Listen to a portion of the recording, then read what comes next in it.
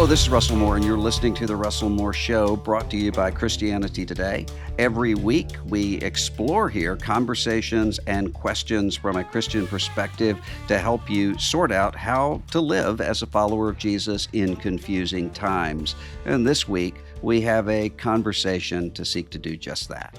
Well, today I am talking about a book that might look really big and imposing, and the title might sound big and imposing to some of you, but I think you will see by the end of this conversation that there's a lot in this book that actually has to do with just about every aspect of our lives. I was first told about this book by Tim Keller, who said, it's coming out. You really need to read it. It's fantastic.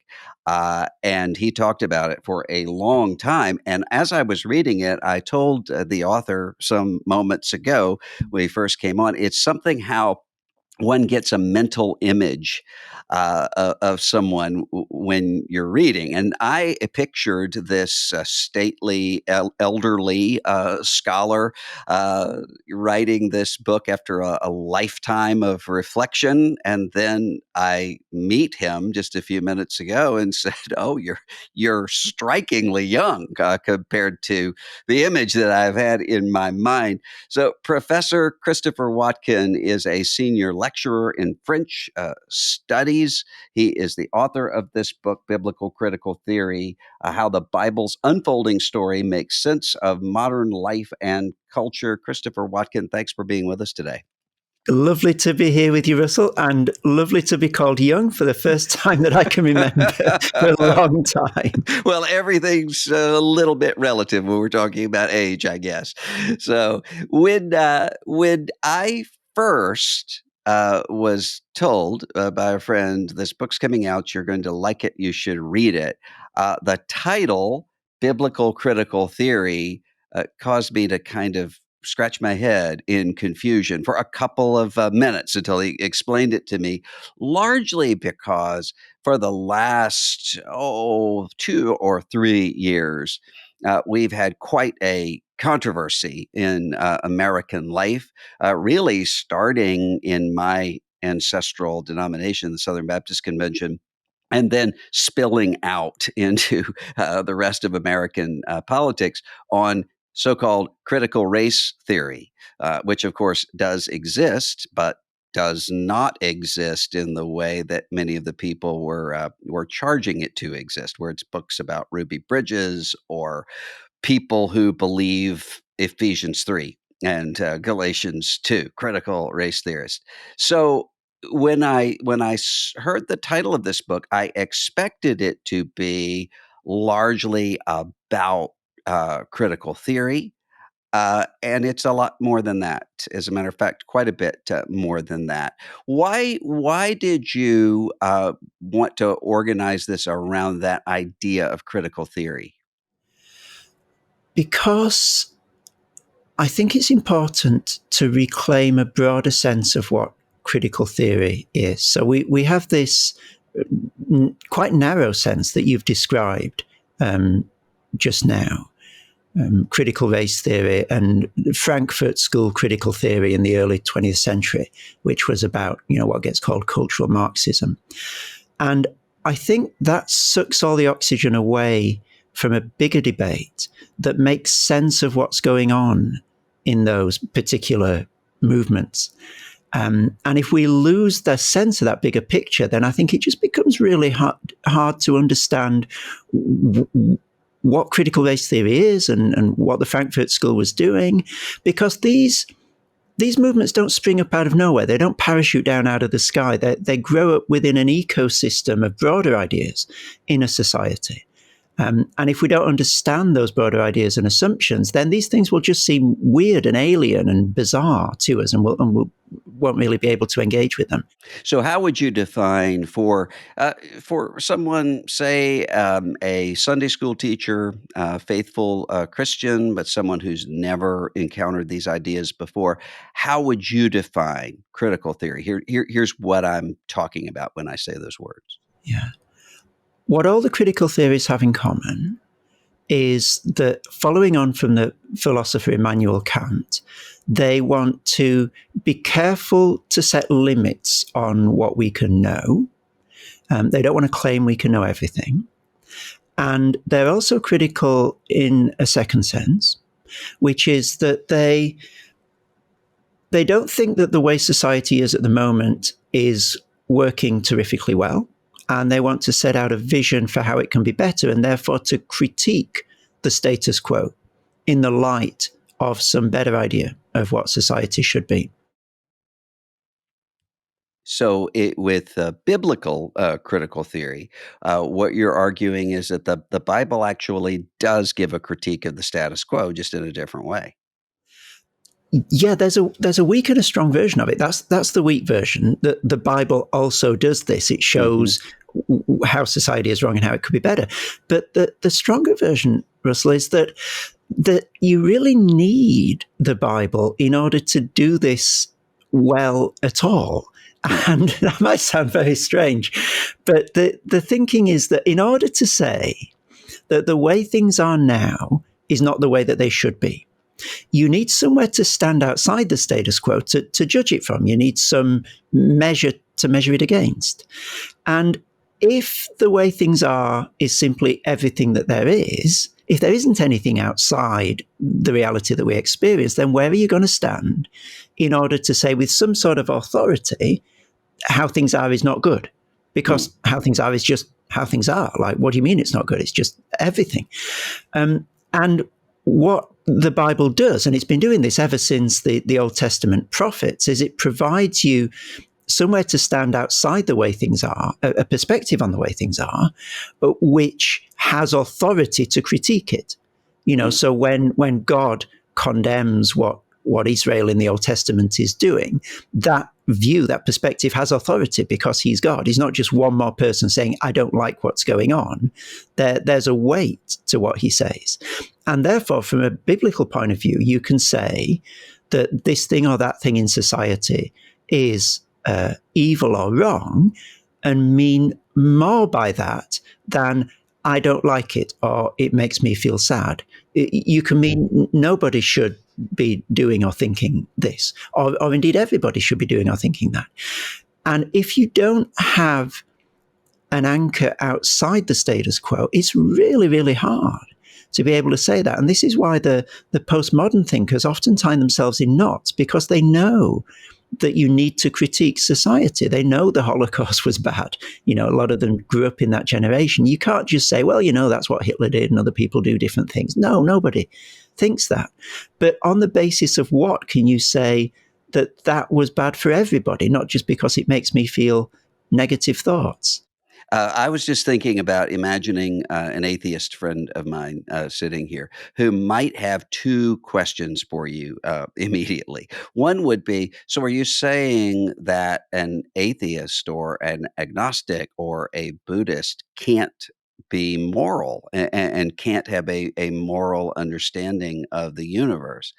And the second thing that I can imagine him saying, I'm quite certain he would, is to say, "Well, you say it's a kind of authority from outside, but what about the people who don't accept that authority?" So it would be, my atheist friend might say, the Bible has no more authority to me than the Book of Mormon does or the Quran does, and so how does that actually address me with authority?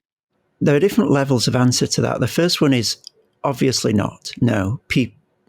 In the sense that people who don't believe in God obviously have a moral compass, and just empirically.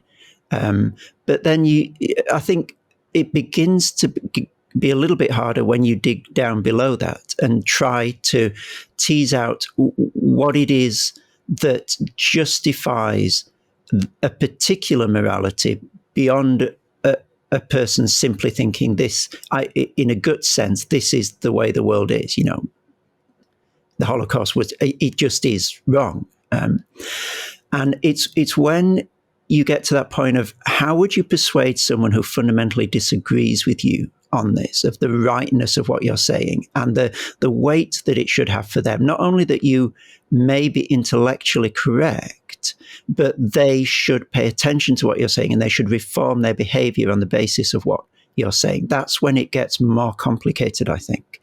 And that's when I think you begin to see a theoretical difference between positions that can appeal to some norm outside human society, like Christianity, and positions that don't allow themselves such a norm. And you get into all sorts of issues of moving from is to ought, for example. And it's not that this is some sort of quick gotcha for the atheist. It's just that it gets really complicated. And this is one of the things that the postmodern generation of philosophers were wrestling with, the complexities of knowing that the Holocaust is wrong, yet trying to find a position from within an immanent frame, as Charles Taylor would put it, to be able to say with authority that is the case. And so what about the Bible? To someone, I mean, for you and I, to say the Bible actually frames the way that we see this. You and I both receive the authority of the Bible, and so that would obviously be the case for us. But it wouldn't be the case for my Zen Buddhist neighbor next door, right? If we begin with the modern West and its secularism, I think that, and then we'll try and get onto your Zen Buddhist neighbor in a moment. It's a really complex situation because Christianity is broadly rejected and suspected in society. But the basis on which that's happening today is often quite a Christian basis, and the values that are used to reject Christianity are values that our culture has adopted because of the Christian influence on that society. And so to say that the secular position is doing what it's doing without the Bible, I think is an oversimplification of the way that ideas like freedom and equality have taken on a very particular form in our society, in large part as a result of the Bible's influence. And so these sticks that Christians are being beaten over the head with in public regularly today are sticks that have been stolen from the Christians themselves. Like as we sort of flinch under the blows, one thing that we can say is that's our stick. That's an idea that wouldn't be the way it is in our society were it not for Christianity. So that the very idea that there is a position outside of all Christian influence that can be set in contradistinction to it, I think is a gross oversimplification of where we are as a culture. And then I think from a Christian point of view, you can say more than that. You can say, well, hold on. All human beings are created in the image of God to begin with, and have a sense, however repressed and residual, of God and his character. And so what you'd expect, if the Bible is correct, is for your Zen Buddhist neighbor and everyone else to have some sort of common ground on what is right and wrong. And therefore, it's no challenge to the Christian position to say that other people have a developed sense of morality. In fact, that's exactly what you'd expect if the Bible is right. I get together with a group of folks, some of us Christians, some of us not at all. And one of the conversations that come up quite a bit is that very subject about these residual Christian ideas of freedom and equality, human dignity, and so forth. And some of the non-believers in the room would say, yes, but I read through the Bible and I see in Joshua, for instance, entire cities being destroyed, men, women, children. And so it would seem to me, they would say, that you have a norm outside of the Bible that you're able to sort of filter through and take Genesis 1, male and female, he created them in the image of God, and to kind of filter out the parts of the Bible that my unbelieving friend would say that are just immoral. Well, you're not filtering them out. You're letting the Bible interpret the Bible. So, look, I'm no Old Testament scholar, but from my sort of understanding, of those passages, first of all, it's never a human being who decides to do that. So Joshua doesn't wake up one morning and think, these Canaanites are a pest. I'm going to get an army together and wipe them out. So that's never a decision that's given to a human to execute. I think the second thing to say is it's not just an Old Testament issue, is it? You look at Revelation 14, the winepress of God's wrath, and the final judgment sort of dwarfs anything in the Old Testament. So I think it isn't an Old Testament, New Testament issue. It's an issue that we have from our particular cultural situation with the problem of God's judgment and justice. And one thing that it's helpful for us to realize, I think, is that that's not always been everybody's problem with the Bible. And so we need to ask ourselves, why is that an issue for me? Why have other cultures, both geographically and historically, not really had an issue with God judging people? But I do. How have I been catechized by my society into a point where this is a massive issue for me? What are the assumptions that feed into that? And I'm not suggesting that when we've been through that process, it'll all suddenly become really comfortable and, we'll be just rejoicing that the Amalekites and Canaanites were destroyed. But I think both of those positions need to be on the table. And often what happens is people unwilling or unable or unaware of the fact that they need to explore their own cultural situatedness and blind spots, just throw stones at particular passages in the Bible in a way that's never going to really yield any insight, because it doesn't allow for our own cultural situatedness to be part of the big picture. And it always is, isn't it? Different cultures have different problems with the Bible, and the things that outrage the late modern West are just completely fine for other societies. And then there are other parts of the Bible that outrage other societies. And until we can see that, we're just going to be reflexively imperialist and colonialist about our interpretation of the Bible, and all the points at which it doesn't agree with our particular culture. Melbourne at 6:30 on a Wednesday morning, every time it doesn't agree with that, I'm going to say, well, the Bible's the problem. Well, we're never going to dig deep if we're unwilling to examine our own cultural assumptions. A friend of mine and I were talking this morning about what often happened, at least in the United States, and I think in some places elsewhere as well. Say from the 1990s onward, with worldview thinking, which, as he put it, was usually just, here are a list of issues, and here's the Christian position on those issues, and then here are the Bible verses that go along with them. That's not what you're doing in this book, is it? Not at all. I'm trying to take my model from Augustine's City of God, which I'm pretty convinced is the most significant work of Christian cultural and political thought outside the Bible in the last 2,000 years. It's mind-blowingly wonderful.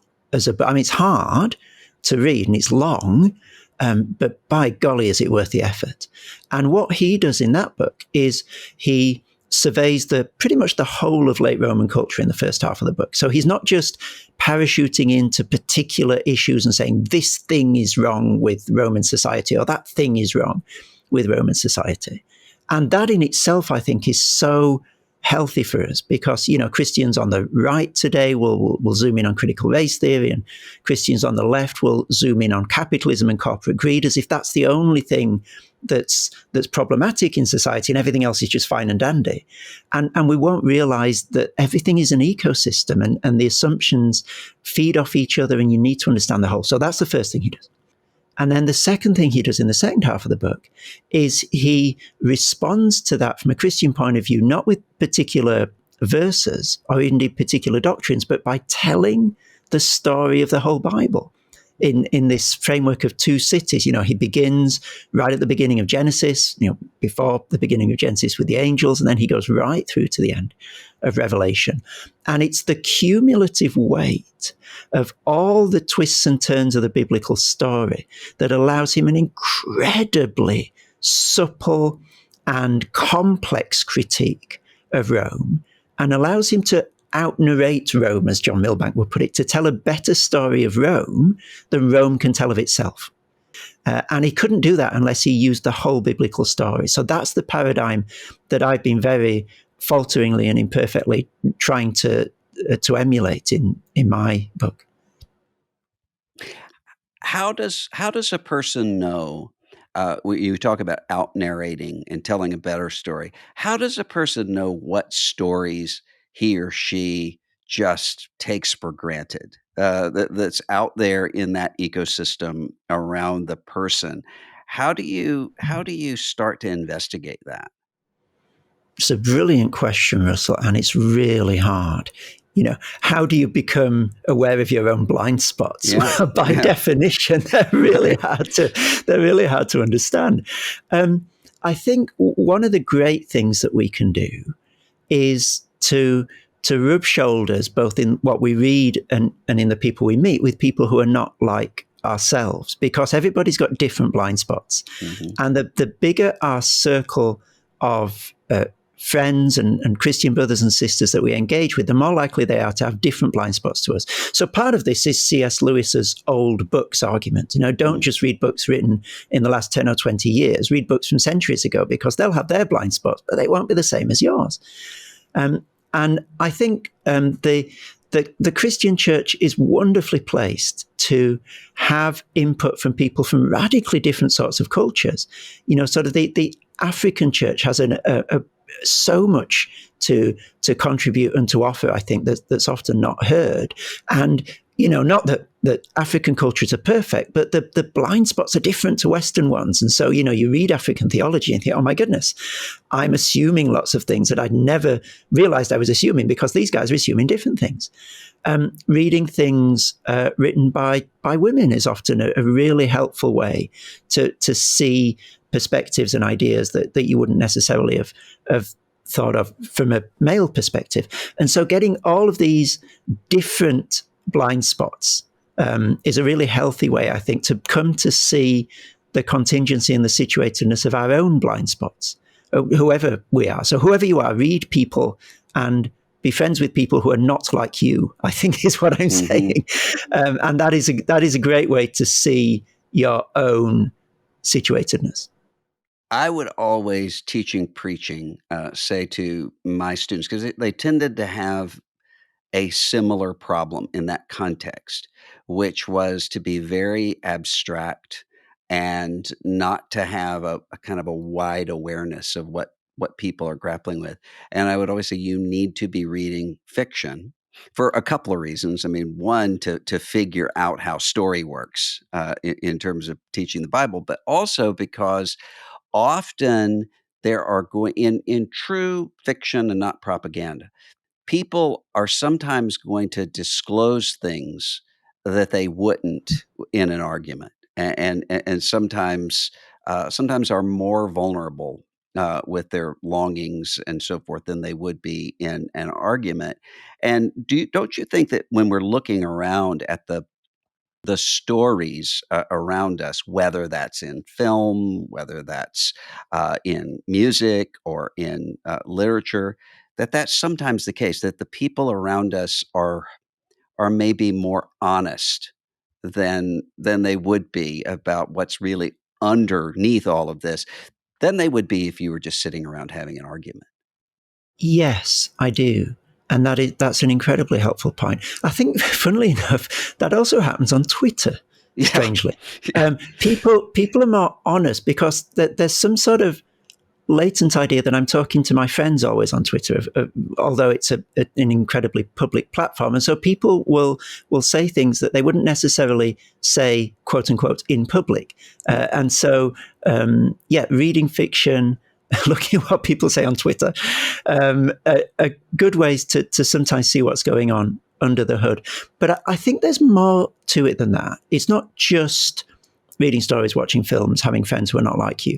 I think it's the disposition that you bring to that, because there would be a way of doing that would just be, very instrumental. I'm Hmm. studying these people to see where they're wrong and how I can disagree Right. and how I can Right. win an argument against them. Yeah. And I think I think we can do better than that as Christians. Not that arguments aren't possible and not that we don't think that the Bible is true, but I think we can go deeper than that. And it's this idea of audi alteram partem, listen to the other side, the old Latin maxim. But as Christians, we've got a particular take on that, if you like, which is that we believe that, in Jesus's words, no one is good but God alone. And therefore, there's going to be no culture within the created order that's perfect. And there's also going to be no culture within the created order that is utterly and exhaustively evil in every possible way that it could be as well, down to its last breath and full stop or period. And therefore, we can sort of engage with any debate or any movement with a predisposition as Christians to thinking there's going to be a mixture here. Mm-hmm. There's going to be some echoes of God's good creation somewhere, however obscure, whatever dark corner they're lurking in. And there's also going to be something that's twisted and wrong, or a blind spot, something that's misunderstood. And this goes for church cultures as well. Any human institution is going to have those blind spots. And therefore, we can engage authentically and openly but critically with all culture. Not that we've got to accept it all, and not that it's all equal. It's not all 50% right, 50% wrong, or anything like that. But our theology gives us that platform to say there's going to be some echo of creation here, of God's goodness, and there's going to be something that's wrong. Now, if you don't have that theological framework, you don't necessarily have that openness. If you find your measure of what's good and evil within the created order, and you've got to do that if you don't have anything outside the created order and you want a measure of good and evil, then those particular things are going to be off limits to critique. Because if you critique those things, you've lost your measure of what's good and evil. So there's a closed-mindedness to a non-theological approach to culture that I don't think Christians are bound to share. And therefore, we can discriminately and critically engage with everything, knowing that there's going to be a mixture there. How would you advise someone who says, I'm reading your book, I'm seeing this very big picture of the biblical story that then is concentrated and it gets into very minute detail, but it's from that big lens. In a world where a lot of people are taught to read the Bible by, here's the passage one would go to in anxiety, and here's the passage that one would go to find out what the Trinity is, or something like that. How would you say to somebody who's never really been discipled to read the Bible in a bigger way to get started? Thank you so much for asking that question. I'm going to get very excited in this answer now. The first Bible overview that I ever did on a Christian summer camp when I was a junior leader was one of the most exciting experiences of my Christian life.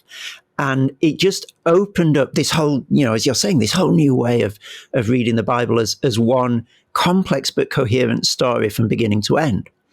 But I don't think I would have understood it if I hadn't had those big building blocks put in place by that first Bible overview. So I would say to people who are sort of intrigued and wanting to know what this is all about, you find a book or a resource, and I'll mention a couple in a moment, that'll put those big picture sort of turning points of the biblical story in place that you can then go and fill in more detail later on. There are lots of good books out there. Graham Goldsworthy's Gospel and Kingdom was one that was really significant for me early on in seeing how the whole Bible fits together. Vaughan Roberts' God's Big Picture is really good. A seminal moment for me was listening to Nancy Guthrie's series of talks. I think they're available on her website, that lead you very systematically and very powerfully through the Bible story. I think there's different volumes and there are home Bible studies. One's called The Chosen One, I think, something like that. But anyway, her talks are fantastic. Yes. And then Augustine's City of God is, in a sense, the model that everybody is following, but it's not entry level stuff. It's brilliant, but it's tough to get through. So if you can do Augustine, then absolutely you just go for that. But it's useful, I think, to have a little step up first before you dive into the City of God. And with particularly with children, I was just talking to someone the other day who's in a major American urban context, and who said that his daughter was facing a good deal of bullying at her school because she's not transgender or non-binary, and she really doesn't. She doesn't fit anywhere on the LGBTQIA plus spectrum, and so everyone in her class was looking at her and saying, "What's wrong with you?" And she doesn't know. I mean, most people don't have that concentrated of a distinction, but many people do have a situation where they're saying, "How do I simultaneously teach kids, whether it's a parent or someone within a church teaching kids, how do I teach kids how to read the Bible and to be able to evaluate what's going on all around them when it's confusing enough just being a middle schooler in no matter what time period one lives. How do you even start to do that?" Well, first of all, I'm very sorry to hear that your friend's daughter's being bullied, and I hope she's okay. Um, More broadly, on the more sort of technical question you answer, we all make sense of life through stories, stories we tell about ourselves and the society around us. And as Christians, really, we're no different. It's just that the big story that we tell to make sense of ourselves and the world, and the story we also believe is true, is the Bible's story. And so I think that from as whenever kids are able to understand language, just introducing them to this wonderful, glorious story in its overall shape is just so precious. My wife and I at the moment are going through with our kids, they're 5 and 7 at the moment, doing a sort of Bible overview without calling it one, just picking passages from the scripture. We're just reading the NIV, and just hitting some key moments, but trying to tie them together. So, we did Genesis 1, we did Genesis 2, Genesis 3, we did Babel, we're doing Abram now. And the thinking there is we want to give them a sense from their earliest comprehension of Christianity of this big story of creation, fall, redemption, consummation. So that later on they can go and put more detail in it, and they can try and use that story, as Augustine is doing in The City of God, to make sense of whatever life throws at them. And we don't know what that's going to be in 20 years' time. There's going to be some new hot button issue that none of us are aware of yet. Maybe animal rights and seeing the killing of animals for food as a new Holocaust. We don't know. But whatever it is, the Bible story will equip both our kids and us to make sense of it and to be able to respond to it in a full-orbed biblical way. So I guess Bible overviews for kids is the one word, one sentence answer to that question. You mentioned earlier Twitter, social media, and I found it interesting in your book. You talked at one point about advertising, and about changes that happen with advertising. One of the things, I mean, even apart from just the toxic nature of conversation online, one of the things that I encounter a lot are particularly younger Christians, but not always. I mean, sometimes these are middle aged Christians as well, who will say, "I'm so discipled by social media that I no longer have the attention span to be able to really linger with the biblical text the way that I know I ought to." And is that a real thing? I mean, do you really think that we are in a different moment when it comes to the way that social media changes us? Oh, it's a really big question. It's not something that I'm an expert on, so let me offer a couple of thoughts as a non-expert in this area. The first is that if we've been discipled into something, then you'd think we'd be able to be discipled out of it. In other words, we can deliberately regulate the way in which social media functions in our lives, I would hope. It is not something that we are enslaved to. We can make choices about how and when and so forth. And so if we find that, the way that I'm using social media is fundamentally changing my ability to engage with God's word, I guess that it would be reasonable on the back of that to think, well, perhaps I need to look at the way that I use social media and put certain sort of structures around that use in my life that are going to mean that it doesn't have that devastating effect on the way that I can engage with God's word. Um, Yeah, it seems that I think a lot of times when we're talking about the stories being told to us all the time, I think we tend to, when it comes to that particular set of stories, we tend to think about how we engage, which is important. But it seems that more and more people are realizing, "Wait a minute, maybe this is changing me even if I'm not attacking people online or being attacked online." Maybe there's something, that there's a blind spot there that is affecting all of us in ways we can't even see. I'm sure that there is, but I guess that isn't the whole story. So whatever our culture is doing will affect us and will change us. We're all, you and I, everybody who's grown up in a Western culture in our generation is late modern. Like, we have Mhm. late modern assumptions. That's just it, where we are.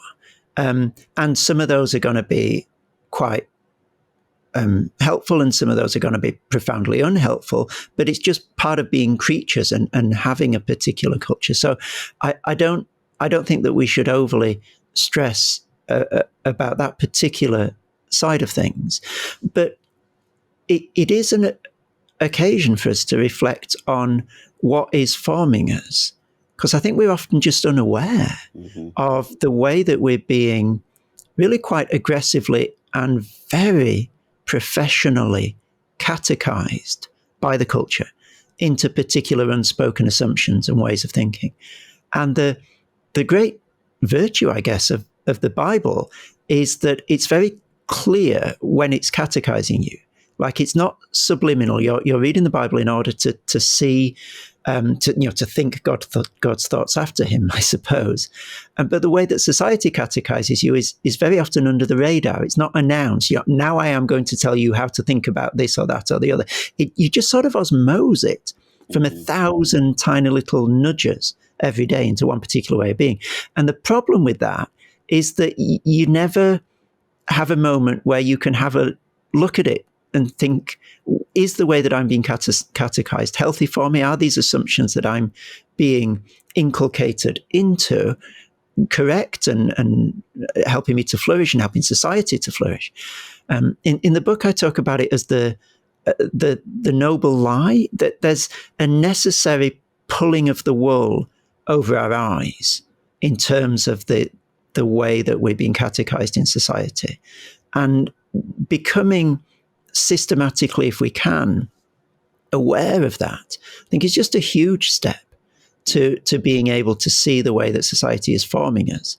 And so one exercise that I give sometimes when I give seminars to student groups is to have people keep a media diary for a week, where in one column you put all the hours where you were engaging with explicitly Christian content, and how long were you reading the Bible for, and how long were you thinking about the Bible for, and then in the other column how long you were engaging with explicitly non-Christian content, your Netflix and everything else. And I think that sort of exercise begins to make visible that the huge and profound way in which we're being formed culturally by the society that we're in ways that go under the radar until we make an effort to make them visible. Hmm. You mentioned moral relativism earlier, and one of the really striking changes, at least in American life, and I think also in at least Western European life too, is that there was a time when moral relativism was seen as something of the left. and a kind of Puritanism and maybe a moral scolding as something of the right, the moral majority, as opposed to the drug culture, say, of the 1960s and 1970s. It seems right now we have a really scolding sort of morality, often from the left. And there's a moral relativism from the right, celebrating misogynistic figures, sexually predatory in many cases figures. And I'm sure it will flip back again at some point. And of course, obviously, it's a combination of both in both cases. But those things tend to undulate a little bit in culture. Uh, how should a Christian start to understand morality in a way that doesn't yield to relativism, but also doesn't yield to authoritarianism? Goodness me. I guess the first thing to say would be to finish the thought that you very helpfully started in that question, which is that these things actually feed off each other and are mirror images of each other. There's a certain authoritarianism and a certain moral relativism that are sort of positive and negative images of each other. And one way of getting a handle on, like, what do you mean they seem really opposite, is to think about the way in which someone like Michel Foucault has a really, I think, penetrating insight that when you lose the sort of transcendent moorings of reality that the West had for many centuries, what you're left with is variations of power. And the way that you win in a situation like that is by being more powerful, either rhetorically or economically or militarily, than the people you disagree with. And in a sense, that very strident authoritarianism is making its bed on this moral relativism. So that's one way of understanding how they go together. I think that the Christian has resources at her disposal that neither of those positions do, which is, first of all, that there's a locus of morality, an ethical compass that's not me and that's independent of me, which is God. And it's his business ultimately to judge, and he will. And there will be a final judgment, division of the sheep from the goats and all of that.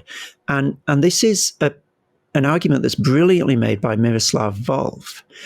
And he says in Exclusion and Embrace that means, because there will be final and absolute justice by a perfect judge at the end of time, it means I don't need to have absolute justice now or no justice at all. Those are not my only two options. Mm-hmm. So the Christian works for justice. This is the end of 1 Corinthians 15. After all that glorious resurrection imagery, there's a very practical outcome to that at the end of 1 Corinthians 15, which is don't lose heart, keep working, keep your zeal. And so we do work for justice, but not with the expectation that bringing about the final sort of manifestation of perfect justice is on my shoulders, or it will not happen. And I think it's that very unappetizing dichotomy. It will either happen now or it never happens at all. And it's got to happen perfectly now, that leads you to the sort of authoritarianisms, and has done throughout history. The French Revolution is a great example of this. That I think the Christian, while keeping that leads to Napoleon. So you have both this the French Revolution and then the reaction to it in a completely different kind of problem, but ultimately coming from the same place, right? That's absolutely right. And so what I'm trying to say is that the the Christian can occupy a position where she has a red hot commitment to justice, but doesn't need to force it in violent ways now. And I think that's what's missing in the current sort of lexicon of justice, if you like. It's either the moral relativism or the sort of Foucauldian forcing, if you want to think about it that way. But the Christian has a subtler, richer, and I think for society, healthier position to occupy than both of those. Hmm. Paul wrote, I resolved to know nothing among you but Christ and him crucified. We're recording this. It will be airing at a different time, but we're recording this Holy Week. And one of the things that I really appreciated about this book is that you focus a lot on the cross and keep coming back to the cross. And so it's not just here's God, and this is what God wants. It's not even just here's Jesus and here's what atonement does for us, but it's focusing on crucifixion and on the cross-shaped nature of reality. What would you say the cross really tells us in this sort of moment that is different than the other stories we're being told? Many, many things, I think.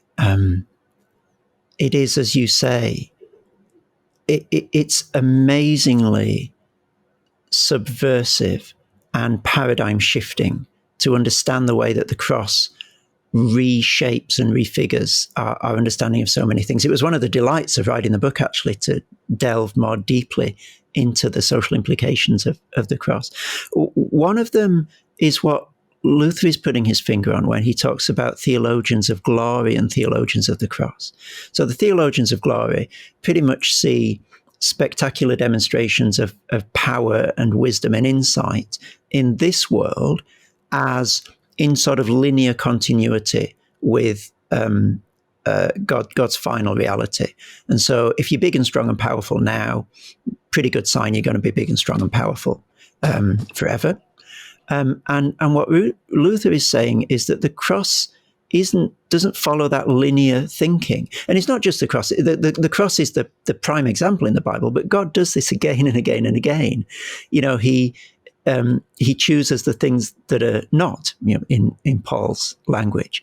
And so the cross has this dynamic, and this is Philippians 2, of, Christ becomes nothing, makes himself a servant. And then there's this dramatic change of direction, if you like, at the bottom of a V shape in Philippians 2. Christ humbles himself to death on a cross. It's been downhill to that point. And then God exalts him to the highest place. And so there's a new way of thinking about power and authority and reality, which is that self-humbling on Christ's part leads to glory.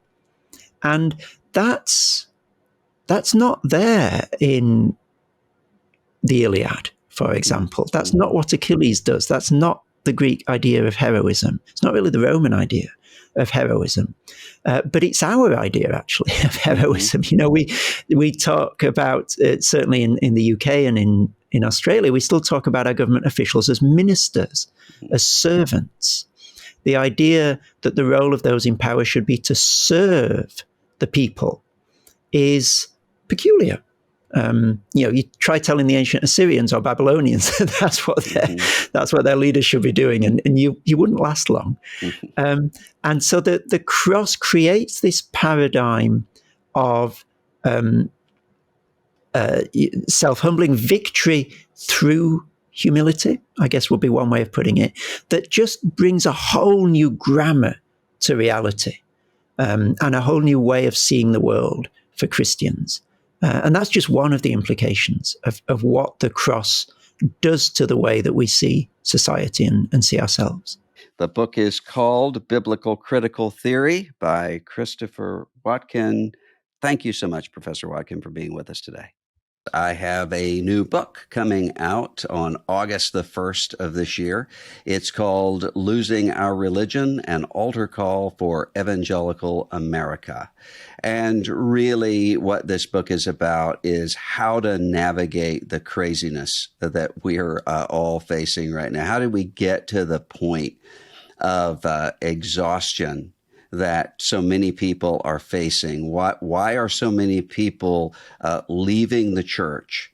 Not because they can't believe what the church teaches, but because they don't believe the church believes what the church teaches. How can evangelical Christianity ever turn around? What would that look like, and how do we get there? That's what this book is about, and you can pre-order it in the show notes, and I look forward to sharing it with you August 1st. Thanks for listening. Links are always in the show notes for resources mentioned in this episode, including a link about how you can have a trial membership to Christianity Today. Be sure to subscribe to the program, send an episode along to a friend who might benefit from it, and leave us a review when you can. It helps other people to find the show wherever you listen to podcasts. I'm Russell Moore, and this is The Russell Moore Show from Christianity Today.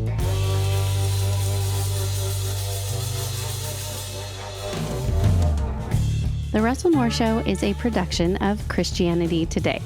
Executive producers are Eric Petrick, Russell Moore, and Mike Cosper. Hosted by Russell Moore, produced by Ashley Hales, associate producers Abby Perry and Azare Phelps, CT administration provided by Christine Kolb, social media by Kate Lucky, director of operations for CT Media is Matt Stevens, production assistance provided by Core Media.